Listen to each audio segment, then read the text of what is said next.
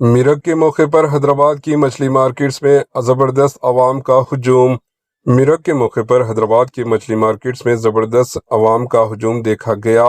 خاص طور پر حیدرآباد کے رام نگر میں واقع مچھلی مارکیٹ میں مختلف علاقوں سے تقریباً 150 سے 200 لاریاں مچھلیاں لائی گئی، جس سے بازاروں کی رونقیں دوبالا ہو گئی۔ خریدار بڑی تعداد میں اس مارکیٹ کا رخ کر رہے ہیں۔ اسی طرح ضلع سدی پیٹ کے حسن آباد علاقے میں بھی میرک کے موقع پر مقامی مچھلی مارکیٹ میں عوام کی بڑی تعداد دیکھی گئی۔ عوام کا ماننا ہے کہ گرمی کے موسم سے برسات کے موسم میں داخل ہوتے وقت مچھلی کھانے سے جسم کی گرمی میں اضافہ ہوتا ہے اور صحت میں توازن برقرار رہتا ہے، اس لیے میرک کے دن مچھلی کھانا ایک معمول بن چکا ہے۔